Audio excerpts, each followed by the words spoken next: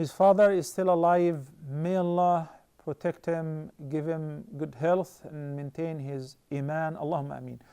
Now he wants to distribute his wealth during his life amongst his children. He has 3 boys and 3 daughters. The technical question which we need to ask is he going to distribute the wealth in a sense to write the wasiyah that once I expire, my wealth, my inheritance should be divided this way? Or he wants to give people, give his children, give them properties during his life? Would it make any difference? Yeah, it will. Most people, in order to sort out any problems and avoid any conflict, they write their wasiyah, the bequest, or their will before their death. And the great solution is to say, please distribute my wealth according to the Sharia, and that's it. You're off the hook. You're not blameworthy whatsoever. You fulfill your duty towards Allah subhanahu wa ta'ala. Or perhaps you can invite a scholar and sit with you and see how much do you have and whether you have other heirs, because it's not only the children, right? Maybe you still have living parents. For you, it will be your grandparents, and so on. Maybe he has another wife, not necessarily your father, but I'm talking about in general. So we have to look into these options.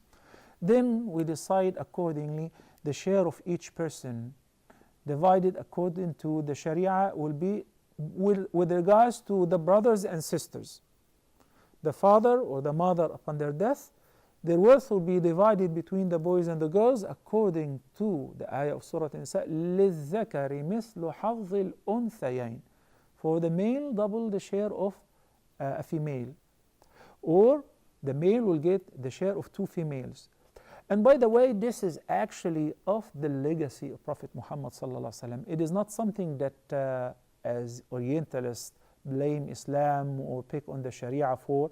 Just study the Sharia, learn the inheritance law, and you'll be most amazed. Because in some cases, the male will get double the share of the female, in about 4 cases. And in some other cases, the male and the female will get even shares. And in over 30 cases, perhaps, the female may get bigger than the male's share. And sometimes the female will inherit and the male will get no share. Perhaps we can present a couple of episodes about the inheritance law and you'll be very surprised. Most Muslims do not know these facts. They only look at this ayah. Look, when the father have a bunch of kids, boys and girls, sons and daughters.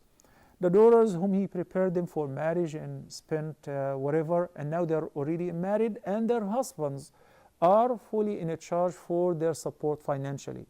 While the son is in a charge of supporting another girl who may inherit from her father half of the share of her brother.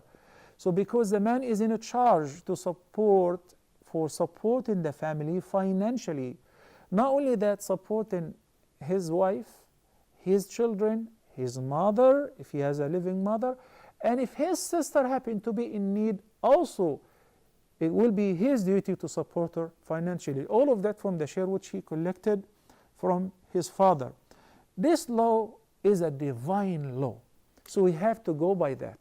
But during the life, if the father wants to give gifts to his children, there are different opinions. Nu'man ibn Bashir, may Allah be pleased with him, narrated that his father went to the Prophet ﷺ to seek his testimony, to ask him to witness to a'atiyah, a gift that he decided to give to his son Nu'man ibn Bashir.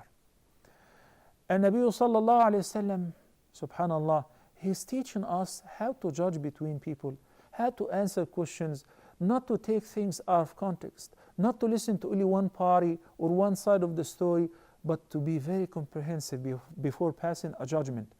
Don't let anyone to fool you, because a lot of people, when they ask, they tend to put the answer on your tongue. They make the question like, okay, that it has only one answer. So in fact, the Nabi sallallahu alaihi wasallam began by asking him, do you have other children other than a Nu'man? He said, yes.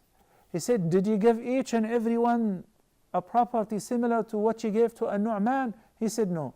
Then, اذهب أشهد على هذا غيري فإني لا أشهد على زور. I do not bear witness to falsehood. Find somebody else. Which was an indication that this giving was invalid and it was haram. And Nabi sallallahu alaihi wasallam ordered that we should be just in distributing gifts amongst our children during our life. With regards to whether this covers both genders in the life or not, there is a difference of opinion in this regard. But for sure, if you're dividing your inheritance within your life as a will, that you're not transferring the ownership and the possession to your children, you're just writing your wasiyah. In case I die, that this house will be to my son and this flat will be to my daughter. It must be according to the ayah, لِلذَّكَرِ مِثْلُ حَظِّ الْأُنْثَيَيْنِ.